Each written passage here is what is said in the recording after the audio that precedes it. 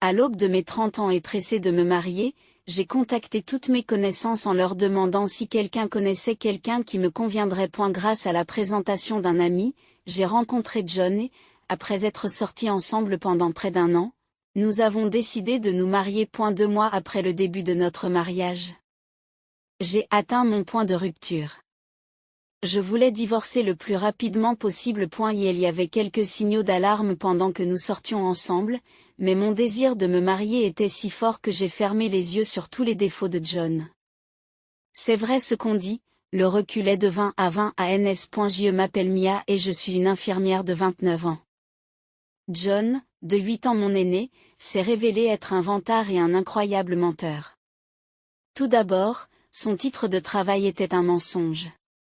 John n'était en fait qu'un employé de supermarché sans poste spécifique. Je n'avais pas l'intention de juger sur la base de la profession, mais il avait prétendu être le directeur du magasin lorsque nous sortions ensemble, et il avait 37 ans.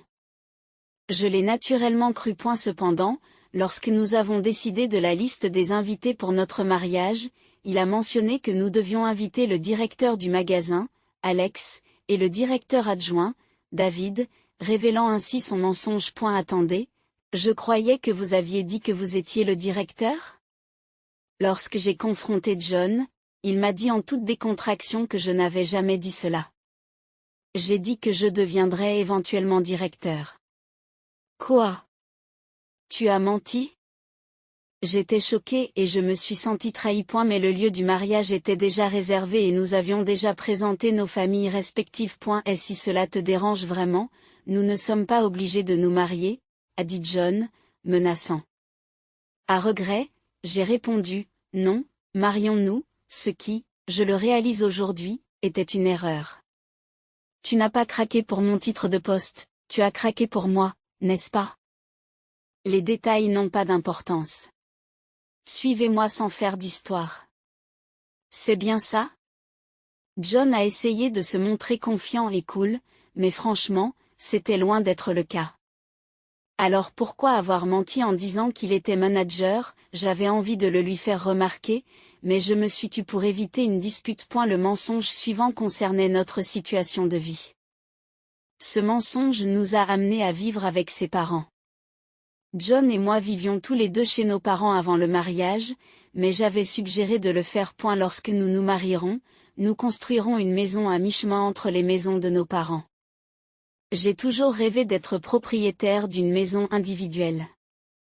Ayant grandi dans une maison de location délabrée, je savais que je voulais ma propre maison une fois mariée. J'avais économisé avec diligence pour l'école.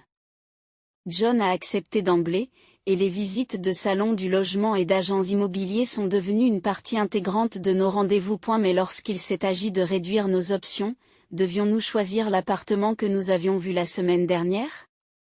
La proximité d'une école primaire est une bonne chose, n'est-ce pas ? Lorsque j'ai posé la question, John a commencé par dire que ma sœur ne voulait pas vivre près d'une école primaire parce que c'est bruyant. Elle préfère être près d'une supérette. Et ma mère veut être près d'un hôpital. Mon père se fiche de l'endroit où nous vivons tant qu'il y a de la place pour exposer ses puzzles. Pourquoi les préférences de votre sœur, de votre mère et de votre père entrent-elles en ligne de compte ? J'ai été choquée parce que j'avais supposé que ce serait juste nous deux. Quoi ? Tu le savais, n'est-ce pas ? Je suis le fils aîné.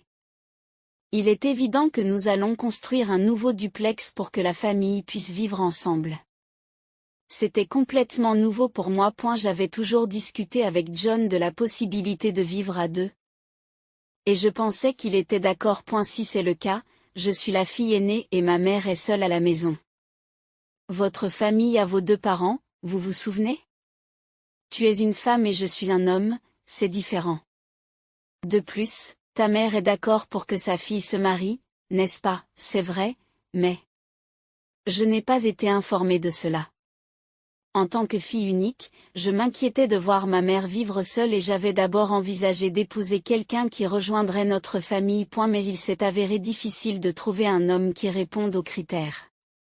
Après que ma mère m'a dit « ça va aller, fais passer ton bonheur avant tout », j'ai commencé à sortir avec John. Je ne l'ai pas mentionné, mais vous savez, ma sœur ne travaille pas et mes parents vivent de leur pension.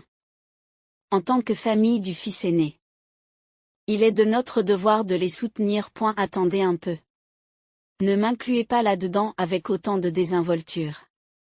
Je pourrais accepter de vivre avec mes beaux-parents, mais que sa sœur vive aussi avec nous, c'est quelque chose que je ne peux pas accepter. Bien qu'elle soit en état de choc depuis le lycée, sa sœur ne souffre d'aucune maladie, elle est en parfaite santé. Elle dit qu'elle ne veut pas travailler parce qu'elle préfère profiter de la vie. Et sa mère partage les mêmes traits de caractère que sa sœur et son père, bien que tranquille. Il se contente de regarder la télévision et de travailler sur ses puzzles toute la journée, sans s'occuper des tâches ménagères. Vous êtes la femme du fils aîné. Êtes-vous en train de dire que vous n'avez pas l'intention de soutenir la famille? Je suis restée sans voix. Cet homme était-il sérieux? Alors il devrait les soutenir dans la mesure de ses moyens. Mon rêve d'une maison individuelle flambant neuve se dégonflait rapidement. John est resté ferme, je ne reculerai pas. Si tu n'aimes pas ça, on peut divorcer. Pour l'instant, j'emménage avec ta famille. Je crois que c'était le meilleur choix que je pouvais faire dans ces circonstances. J'ai repoussé l'idée de construire notre propre maison. Je ne voulais pas gaspiller les économies que j'avais accumulées pour notre maison de rêve pendant mes années de célibat. Ainsi, après mon mariage, j'ai fini par vivre avec la famille de John. Comme John travaillait au supermarché et que j'étais infirmière, nous faisions tous les deux des gardes. J'avais également des horaires de nuit. Peu après avoir emménagé, j'ai été réveillée par ma belle-mère qui m'a arraché ma couverture après une garde de nuit, en disant « Dormir jusqu'à midi est inacceptable pour une belle fille. Je viens de rentrer il y a peu de temps et j'ai encore une garde de nuit demain. Arrête de te plaindre et fais un peu de ménage. Préparez le déjeuner pour nous. Qu'est-ce que tu fais ?» J'ai poussé silencieusement ma belle-mère hors de la pièce. Ce n'était pas une blague. J'avais besoin de dormir. Mia. Pour qui te prends-tu? J'entendais encore ma belle-mère fulminer dans le couloir, mais je l'ai ignorée. J'ai fermé la porte à clé, j'ai mis des bouchons d'oreilles, je me suis couverte et je me suis rendormie. Je me suis réveillée vers 15 heures et j'ai commencé à faire le ménage. C'est étrange. Dans cette maison, il y a 3 autres adultes en bonne santé, mais pourquoi suis-je la seule à devoir faire le ménage et travailler, puis mon mari est rentré à la maison? Et, Mia, j'en ai entendu parler. Tu étais à la maison et tu n'as pas préparé le déjeuner pour ma mère. J'étais fatiguée. D'ailleurs, quand je ne suis pas là, vous vous débrouillez tout seul, alors pourquoi ne pas faire la même chose quand je dors? John me gronde tandis que ses parents et ses sœurs sourient derrière lui. Et toi? Tu ne devais pas travailler jusqu'à ce soir? Je suis partie plus tôt parce que ma sœur a appelé pour une urgence familiale. Tout ça parce que je n'ai pas préparé le déjeuner? C'est ridicule. Mes vrais sentiments sont sortis. Cela n'a fait que jeter de l'huile sur le feu, et John m'a grondé encore plus. Le mariage est-il censé être aussi difficile pour une femme? N'ayant pas la paix chez mes beaux-parents, je trouvais des excuses pour retourner chez ma mère les jours particulièrement épuisants ou pendant mes jours de congé. Ma mère m'a accueilli sans un mot. Je veux divorcer. Pourtant, je ne pouvais pas me résoudre à le dire à voix haute. Puis, le sujet du déménagement a été abordé chez ma mère. Ils veulent que nous déménagions l'année prochaine? La maison de location dans laquelle vivait ma mère présentait de graves fuites. Le propriétaire a décidé qu'il valait mieux la démolir plutôt que d'entreprendre de grosses réparations. C'est vrai. Ce n'est pas immédiat, mais vous savez, il y a les chats de sauvetage. Nous avons besoin d'un appartement adapté aux animaux. Après le décès de mon père, ma mère a commencé à se porter volontaire pour accueillir temporairement des chats abandonnés ou perdus. Bien que nous vivions dans une location, il s'agissait d'une vieille maison de près de 50 ans, et le propriétaire était compréhensif. Alors j'aiderai aussi à chercher. C'était une bonne excuse pour occuper mon temps libre. Cela aiderait ma mère, et j'adorais regarder les propriétés. Je faisais d'une pierre 3 coups. Tout en visitant diverses agences immobilières, ma mère a marmonné qu'une maison familiale individuelle n'était qu'une chimère. Attendez un peu. J'ai eu un déclic. Un divorce résoudrait tout. Une maison est un investissement à vie, et je veux vivre avec quelqu'un avec qui j'ai vraiment envie d'être. K-Tir Construction. C'est une entreprise de construction sur laquelle nous sommes tombés par hasard, mais l'enseigne portait une photo de chat. Et une bannière à l'entrée disait « Homes for Cat Lovers », maison pour les amoureux des chats. Nous n'avons pas pu nous empêcher d'entrer. L'employé, une femme très sympathique, nous a expliqué avec enthousiasme ce qu'il proposait, notamment un patio, une cage extérieure pour les chats. Je pensais que les chats étaient des animaux d'intérieur. Mais il s'avère qu'ils proposent des solariums pour les chats qui aiment prendre des bains de soleil et de grandes cages qui permettent aux chats de sortir en toute sécurité par une porte spéciale. Nous avons écouté attentivement et sommes repartis avec un tas de brochures. En quittant le magasin, j'ai déclaré « Je vais divorcer et vivre avec toi, maman ». C'est sorti de nulle part. Ma mère a été surprise, mais n'a rien dit de plus. Je ne peux pas imaginer que John, ses parents ou sa sœur changent pour le mieux, et les mauvais traitements vont probablement s'aggraver. Je n'ai plus l'intention de me contenter d'acquiescer. Lorsque je suis rentrée à la maison, c'était déjà le soir. Je me suis empressée de préparer le dîner. J'ai mis les brochures dans un sac et je les ai laissées sur le canapé pour les regarder plus tard.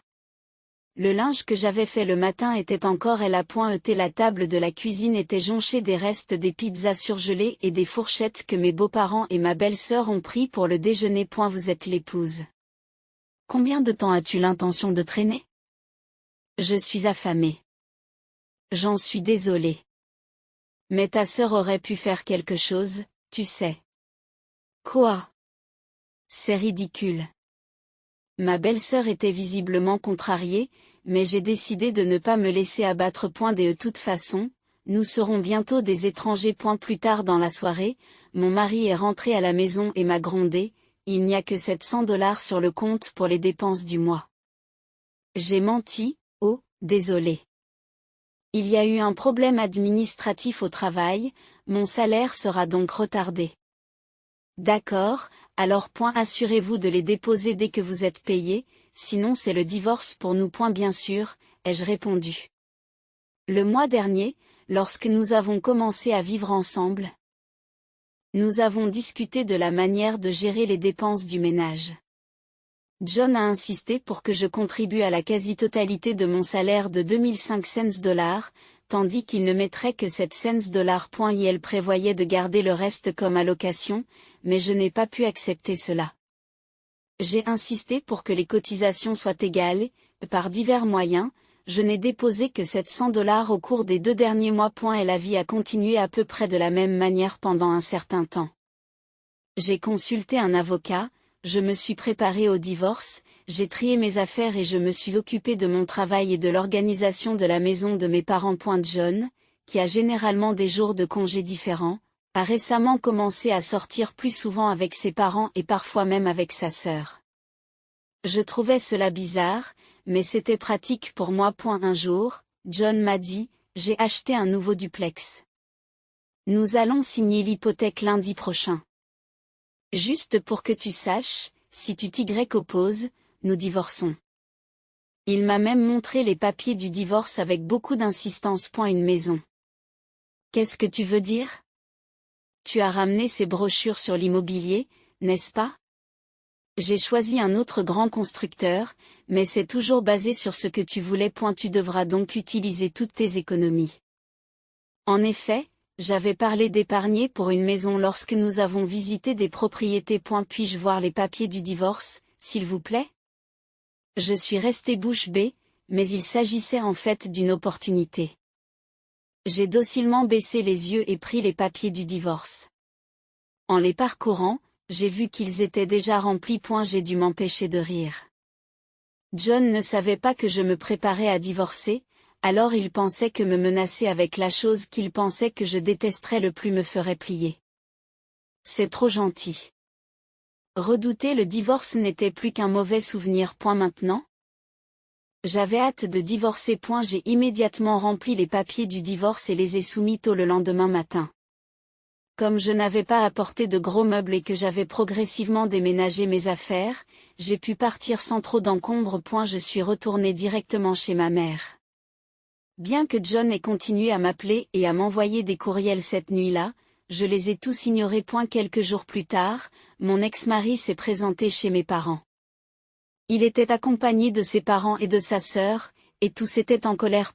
Et qu'est-ce que ça veut dire? Pourquoi tu ne rentres pas à la maison? J'ai simplement demandé le divorce parce qu'on m'a donné les papiers du divorce, ai-je répondu nonchalamment. Elle ne fait pas l'imbécile. J'ai même construit une maison pour nous. Eh bien, tu as construit cette maison sans me consulter et tu m'as menacé de divorcer si je m'y opposais. C'était ta décision, lui ai-je rappelé. Peut-être parce que nous étions chez ma mère, ma belle-mère s'est montrée inhabituellement silencieuse et a essayé de prétendre que John devait plaisanter. Remplir les papiers du divorce en plaisantant n'est pas drôle. Nos personnalités ne s'accordent pas du tout, alors je profite de l'occasion pour divorcer. Les différences irréconciliables sont la première raison de divorcer, vous savez. Et ma belle-sœur a également ajouté qu'elle aurait des problèmes sans toi. Qui va subvenir à nos besoins? Qui va payer l'hypothèque? Eh bien, c'est quelque chose que votre famille doit découvrir par elle-même. Je suis un étranger maintenant. Et puis, pourquoi devrais-je m'occuper d'une belle-sœur en parfaite santé? Ai-je rétorqué. Mon beau-père me regarde en silence. Je n'aurais jamais cru que tu puisses être aussi froid. John s'est exclamé, et, regarde. Cela ressemble à une différence de valeur, n'est-ce pas? Une autre raison parfaite pour divorcer. J'ai plaisanté. Lorsque j'ai consulté un avocat.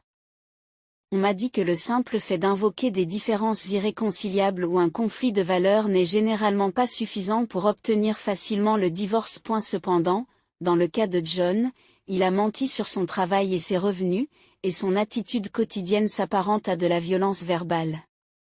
Il a essayé de m'obliger unilatéralement à couvrir toutes les dépenses de la vie courante.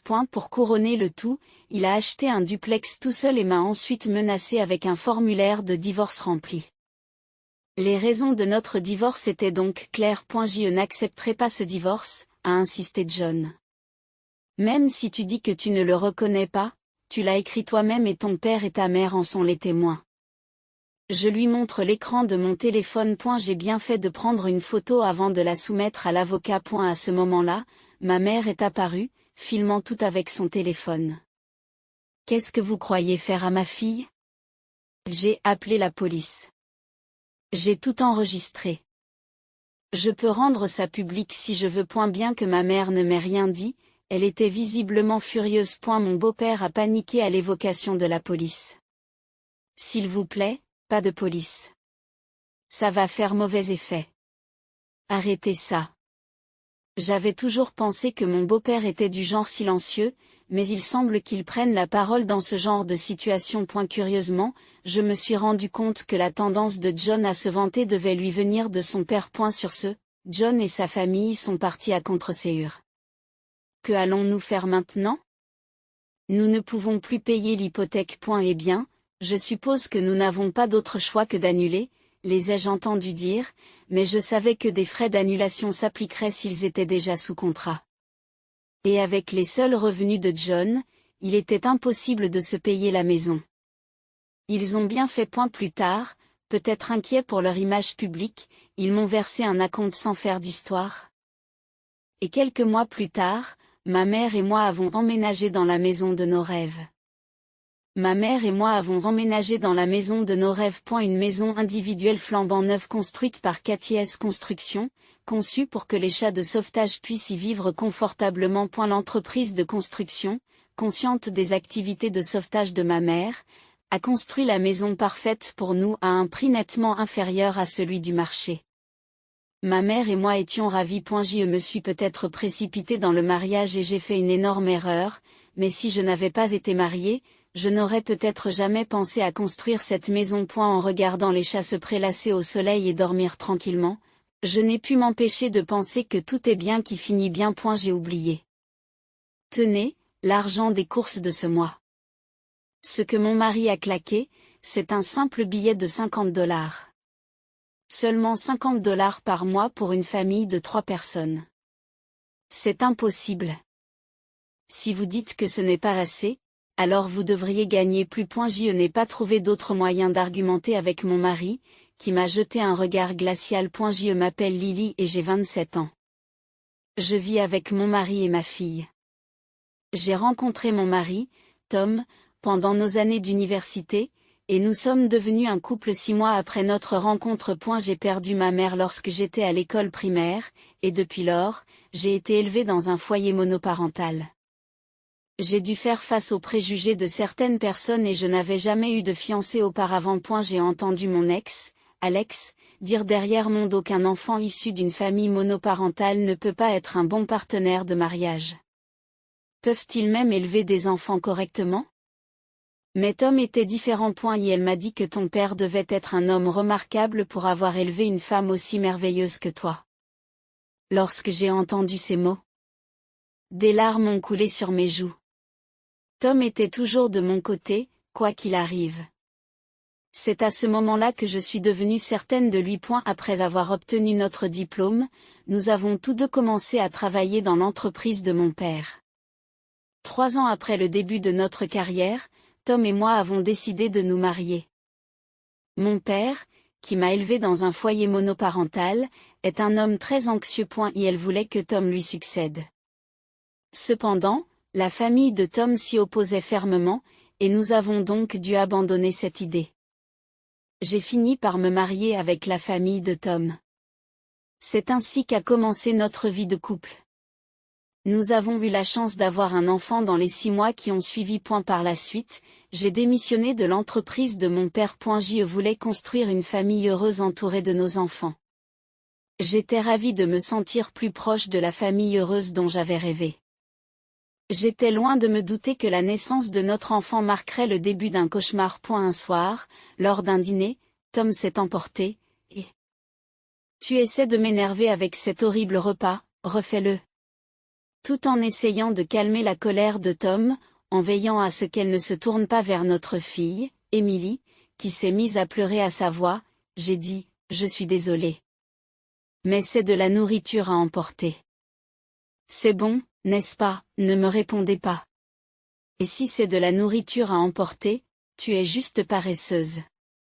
Fais ton ménage et tes devoirs de parent correctement. Comment peux-tu, s'il te plaît, arrêter de te défouler sur moi. Tu ne sais même pas cuisiner correctement. Tu n'es qu'une épouse inutile. Tom a craché ces mots et s'est enfermé dans sa chambre. Pourquoi en est-on arrivé là? La personne gentille qu'il était auparavant était introuvable, comme s'il était devenu une personne complètement différente. En y repensant, le comportement de Tom a commencé à changer progressivement après la naissance de notre fille. Et elle s'irritait facilement, me rabaissait en disant des choses comme « Tu ne peux pas gagner d'argent, tu es inutile ou tu ne peux même pas faire le ménage correctement en tant que mère au foyer. » C'est pourquoi les enfants de familles monoparentales. Il ignorait ou n'écoutait pas mes questions sur le travail, peut-être parce qu'il était épuisé. Après tout, Tom voulait que je sois une mère au foyer pour subvenir aux besoins de la famille, ce qui m'a amené à quitter mon emploi dans l'entreprise de mon père.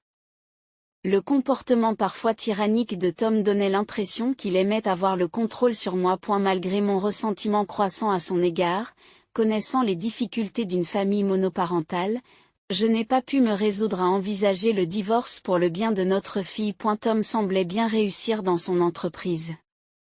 Il appelait parfois mon père, trop occupé par son travail, pour lui demander conseil. Mais en réalité, je soupirais souvent en regardant la photo de moi plus jeune avec ma mère dans notre chambre. J'aurais aimé pouvoir en discuter avec maman. 3 ans après le début de cette vie, un jour, j'ai oublié. Tiens, l'argent des courses pour ce mois-ci. En disant cela, Tom a jeté un billet de $50. Seulement $50 par mois pour une famille de 3 personnes. C'est impossible. Où est passé l'argent? Être économe et se débrouiller avec ce que l'on a, c'est ce qu'une mère au foyer devrait faire. Vous êtes toujours à la maison. Alors, utilise ton cerveau pour trouver quelque chose. Et ne sois pas déraisonnable. Laisse-moi gérer les dépenses du ménage. J'ai mes propres dépenses sociales, alors non. C'est 50 $ pour vous et l'enfant. Ça devrait être facile, non, c'est impossible. En disant cela, mon mari a quitté la pièce. Votre père est un homme remarquable pour avoir élevé une femme aussi merveilleuse que vous. Où est passé le Tom de l'époque? Où est-ce le vrai Tom? J'ai souvent pensé à m'enfuir, mais je ne pouvais pas le faire en pensant à ma fille. La difficulté d'élever un enfant seul. Si seulement ma mère était encore en vie. J'ai envisagé plusieurs fois de divorcer, mais l'idée d'accabler ma fille des stigmates d'un foyer brisé l'a toujours emporté sur mon courage de franchir le pas. Cependant, je ne me contentais pas d'accepter passivement la situation et d'obéir à Tom. J'ai demandé à plusieurs reprises une augmentation du budget des courses et j'ai secrètement cherché un travail à domicile ou un emploi sans qu'il le sache. Mais avec seulement 50 $ par mois pour les courses, je ne pouvais pas offrir à ma fille des repas décents.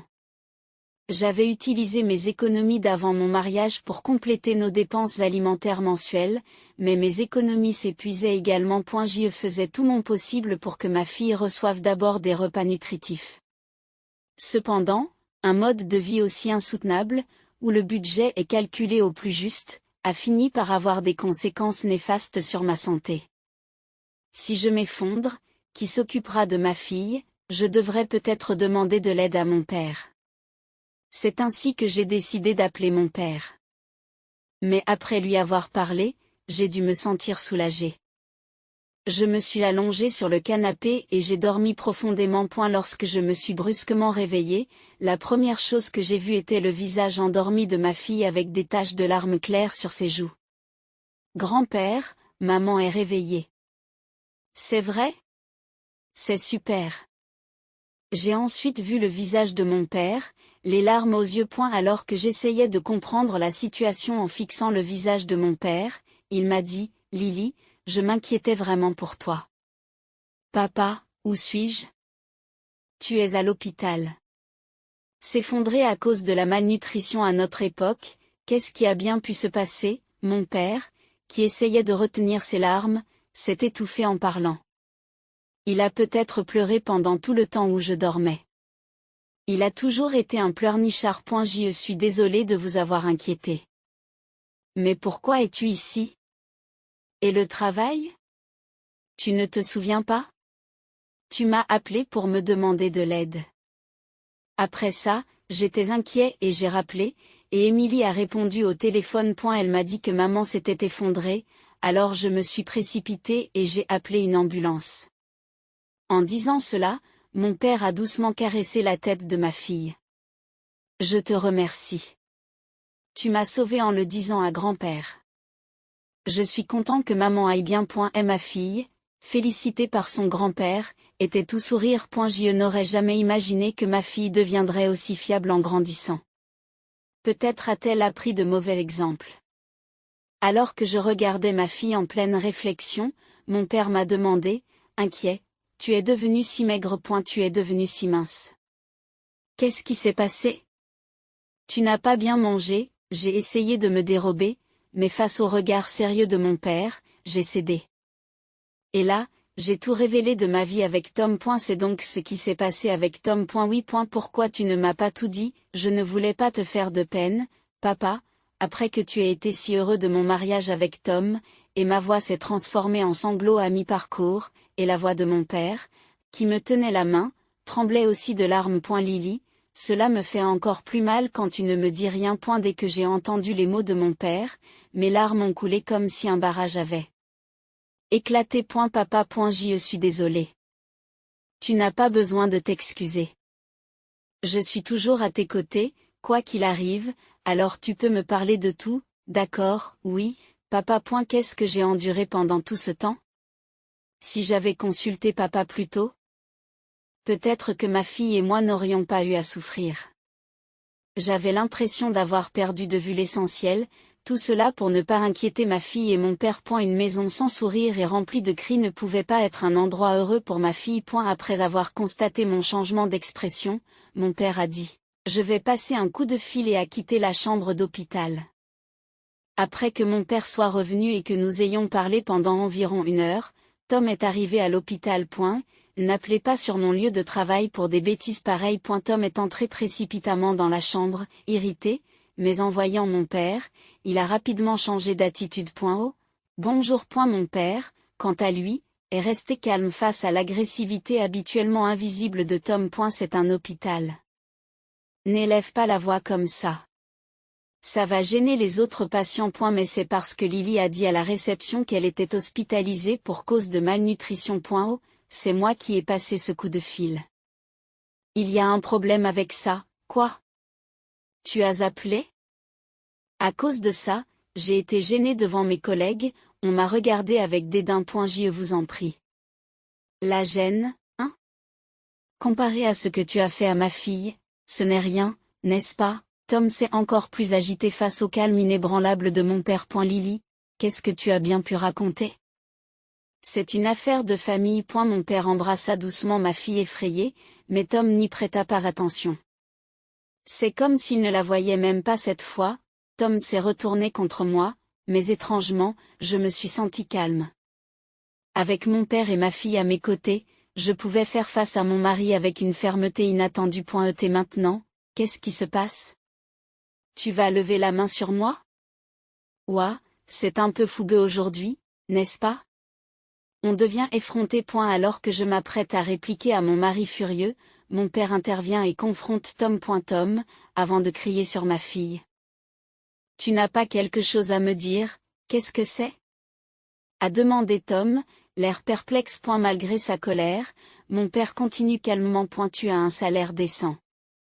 Pourtant, vous ne nourrissez pas ma fille. Quelle en est la raison? À quoi avez-vous dépensé cet argent? Tom se tait. Mais pourquoi es-tu en colère? Ce n'est que de la discipline. Il n'y a pas de problème ici. Plus important encore, quand le poste de président sera-t-il vacant? Je suis toujours prêt à prendre la relève. Qu'est-ce qu'il y a? Mon père ne sait plus où donner de la tête face à la déclaration absurde de Tom, qui révèle sa vraie nature. Qu'est-ce qui vous étonne? Il est normal que moi, le mari de la fille du président, je reprenne l'entreprise, non, avec quelqu'un d'aussi compétent que moi à la barre, une petite ou moyenne entreprise deviendra sûrement une entreprise en pleine expansion. Vous devriez me confier la présidence tout de suite, n'est-ce pas? Tom a continué à faire des déclarations absurdes. Mon père semblait trop consterné pour réagir, alors je suis intervenu. Et si quelqu'un comme toi devenait président, l'entreprise ferait rapidement faillite. Qu'est-ce que tu as dit? Alors que Tom s'apprête à m'attaquer, mon père lui saisit le bras. Tu es licencié, avec effet immédiat. Qu'est-ce que tu as dit? Tu n'as pas entendu? Tu es viré. Avoir un employé comme toi ruinerait l'entreprise. Et vous voulez la présidence? Tu dois rêver. Pour la première fois, Tom est resté sans voix et figé face à la rage de mon père. Puis, j'ai porté le coup de grâce à Tom. Divorçons. Je ne supporte plus d'être avec toi. C'est mauvais pour l'éducation de notre fille. Et je ne veux pas perturber davantage mon père. Tom, confronté à la déclaration de divorce, a rétorqué: si je ne peux pas devenir président, ce n'est pas la peine d'épouser une femme comme toi. Pardon? La seule chose attirante chez vous était le titre de fille de président, n'est-ce pas? Je t'ai épousée parce que je voulais être le successeur. L'incroyable déclaration de Tom. Je pensais que Tom avait changé. Mais je n'aurais jamais imaginé qu'il était comme ça depuis le début. Alors que mon père ouvre la porte et dit: entrez s'il vous plaît, les parents de Tom entrent dans la chambre d'hôpital. Maman. Et papa aussi. Qu'est-ce que vous faites là? Tom a immédiatement commencé à paniquer. Mes beaux-parents se sont excusés. Je leur ai dit que ce n'était pas de votre faute et je leur ai offert des sièges, leur visage étant rouge lorsqu'ils ont commencé à sermonner Tom. Nous sommes venus dès que nous avons reçu l'appel. Nous avons écouté dehors. Que faites-vous à votre précieuse femme et à votre enfant?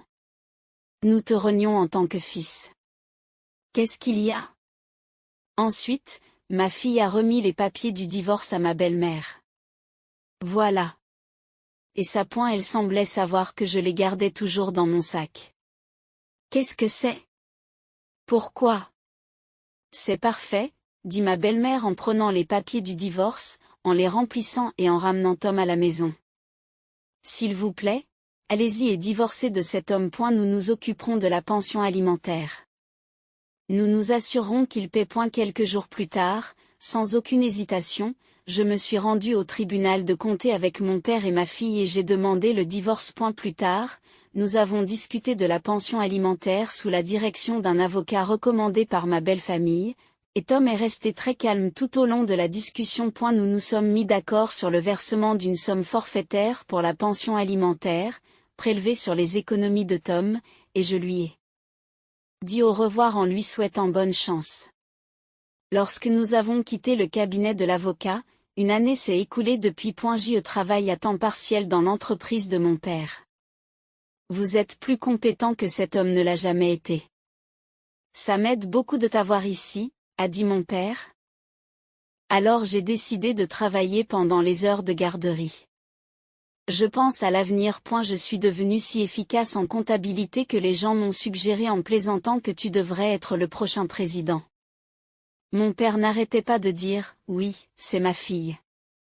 Peut-être qu'elle devrait », montrant ainsi son comportement typique de parent attentionné. Mais à chaque fois, je répondais « Mais j'aurai moins de temps à consacrer à ma fille, n'est-ce pas ?» Et je m'en moquais. Plus tard, j'ai eu un rendez-vous arrangé avec le fils du président Johnson. Partenaire en affaires et ami proche de mon père, il m'a dit « Si mon fils cause des problèmes, faites-le moi savoir.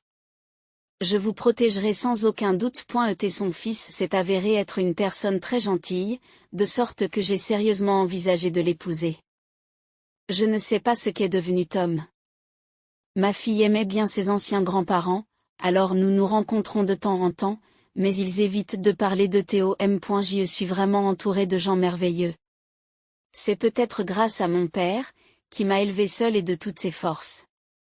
Même la photo de ma mère dans la pièce semble sourire un peu plus. Je compte bien continuer à chérir ma famille et à vivre heureuse avec ma fille. Maman, encore plus s'il te plaît. Tu es tellement géniale. Aujourd'hui encore, ma fille mange son repas avec plaisir. Je ne la laisserai plus jamais connaître les difficultés. C'est ce que je me suis promis de faire.